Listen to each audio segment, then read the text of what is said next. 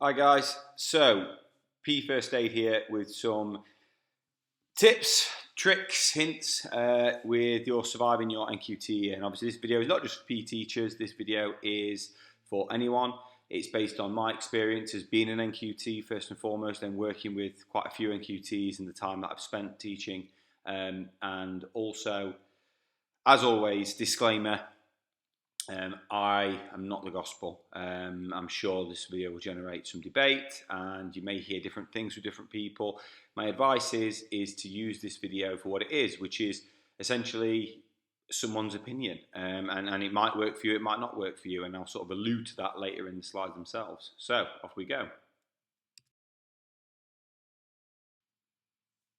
So, term one, I've divided this up into the three terms of the year in terms of what I think your priority should be. So, first thing is that in term one is to be yourself. That's the first thing, and I suppose this is probably, along with relationships and consistency, the most important thing. Be you, be yourself. The analogy of don't smile during the first term, absolute rubbish. If you are a smiley person, smile. If you are a sullen person, be sullen. If you are whatever it is that you are, just be you. Don't copy anybody else. Because what will happen is everyone always knows, oh, there's this one teacher who's amazing at behaviour management. They are they are the greatest behaviour manager in the world. You copy them, and then you don't get the same results because you are not the same person. That is going to dishearten you. Okay, so please make sure that you are just yourself. Behaviour management. There is one ultimate behavior management strategy, all right? And it's not the C system, it's not the card system, it's not any other system that is out there that people try and tell you is the best behavior management system in the world.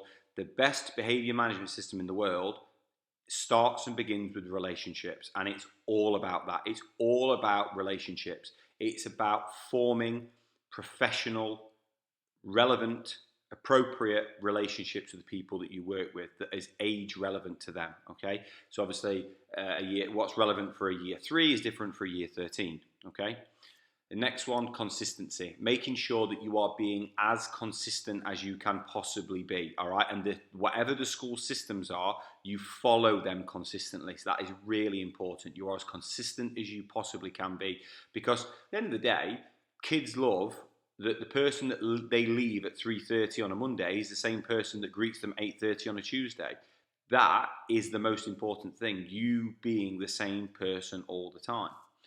Support systems. In term one, you've got to know your support systems. You've got to know the caretaker. You've got to know the site team. You've got to know the canteen staff. You've got to know the lunchtime supervisors. You've got to know all the non-teaching staff that you can, the SEN department, the SENCO. You've got to know your support system. They've got to know you by name, and you've got to know them by name. And things like the IT, the support for IT, knowing them, all right? Getting to know them for 5 minutes, so you could call them up and they're going to do you favours and help you out with things. Because at the end of the day, when you've got 30 year 9s in front of you kicking off, it's them that are going to get you out of the muck. Okay, so make sure that you have those really good relationships with the support teams around you. So things change a little bit in term 2. So this is where we can start to magpie things. You can start looking at the practitioners around you, and you can start looking at them and going, oh, what they do is really good. Steal what they're good at, ignore the rest of them. Don't be afraid of doing that, okay? Don't be afraid of looking at someone and stealing what they do, and then the other things that don't work for you, just ignore them, okay? Because ultimately, you're trying to build your craft, okay? And I use this analogy of a joiner. To be a master joiner, carpenter, takes 20, 30 years, okay? Teaching is a trade. It's something you've got to work on, and it's an evolution of you. So magpieing ideas, taking the best things from some people, ignoring the rest that comes from other people, is a great way to start building your identity as a teacher. Deepen those relationships. That's really important as well. The relationships you have with individuals, your colleagues and the students, deepen them. A great way of doing that, if you're struggling with a relationship with someone, is taking 30 minutes out of your evening to go and watch them in their extracurricular, whether that be dance, drama, sport, whatever it is. But my tips are, when you arrive, make sure they know that you're there. Speak to them and compliment them at the end of it based on what you've seen, okay? There's no point turning up to watch a performance or watch a sport or whatever else if you don't let them know you're there, it's essentially a waste of time, because the reason you're going there, your motive for going there, is to deepen that relationship. So let them know that you're there, okay? Continuing consistency. You'll see this recurring theme: relationships, consistency. Consistency, this is now where you continue that. You are absolutely ruthless with your consistency. You now are getting to the stage where when students arrive, they know who you are and they know what you're about. You've already started to forge your identity. Okay, so students know that you follow the systems at the school that are in place, that you expect the same thing, and those things are high standards, all right, and whatever aspect of teaching and learning it is that you're sort of, what flavour it is that you're applying at that stage, that they know what to expect.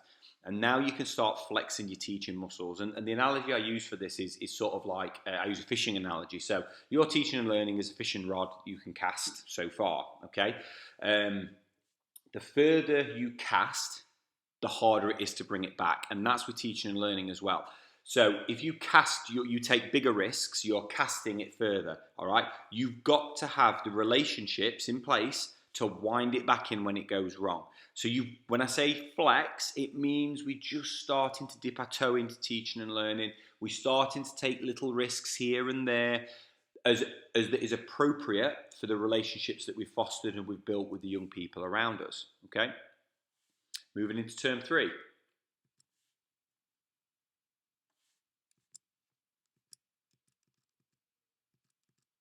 Oops, bit of a malfunction there.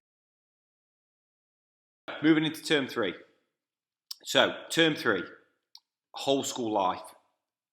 My advice is this is an NQT, right? And I suppose it's a bit of tough love. See, a lot of people whining about our education is this, education is that. Guys, education is not the problem. It's the school that's the problem, okay? And it's not that the school is doing it wrong. It's that you don't fit the school, okay? Or your beliefs don't match, or your internal values don't match the internal values of the management of the school. So what I will say is this, and this is my advice, is that rather than sitting there whining about it and bringing people down with you, get out. That is my honest advice, because ultimately you've got to make sure that your values align with the values of the school, okay? And as an NQT, you are not going to be a force for change in the school. So you've got to make sure that your values align. So rather than sat there whining about, oh, I don't feel this, I feel this, I'm leaving teaching, my advice is go find somewhere else to work, okay? Because ultimately the school is not going to move for you. You've got to move for the school. And I suppose that boils down to the next thing, which is proactive goal setting. And that's making sure that you are being proactive, okay? And that you are taking your weaknesses to your mentor. You are being humble and showing humility, okay? Because there is nothing worse than a tradesman that's been there 2 minutes who thinks they know what it's take to be, to put love, effort into 20 years of graft, and you're telling people what to do. You are there to learn, and the learning process, I'm sorry guys, is going to continue for 5 years, 6, 7 years. 12 years, I'm still learning, okay? So please make sure that you are being humble and you are showing that you are desperate to learn and you want to get better. Total consistency. Everything you do is consistent. Every single part of your practice is consistent, and you are aligned with what the school wants you to do. If you do that, you will have great behaviour management, and you will start to see that you can essentially cast that teaching and learning rod further. You can take bigger risks, and because you've been consistent and because you've got fabulous relationships, you can reel them in when it goes wrong, because it is going to go wrong, because ultimately we're taking a risk. Sometimes it can go wrong. And the last one is rhythm and routine. And this is now where you start to get, you're in summer term, the days are longer, the students are obviously possibly either coming up to an exam or maybe finished their exam, and you start to feel you've got sports day on the horizon. There's all these lovely things that come in term 3, and it's just establishing that rhythm and routine with your classes. And that's where you are taking, again, those little risks here and there. You're seeing what works for you, what doesn't work for you. You're starting to magpie a few more ideas. And that's where we start to feel that we're coming to the end of the pressure of the NQT year, okay? So that's been my advice on your first year as a teacher. Obviously, it's a learning process. It's something that you've got to show humility with. And like I say, my biggest piece of advice is the one on whole school life.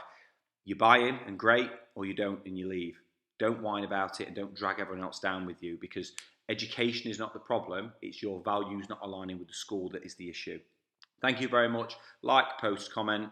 Appreciate any feedback on it.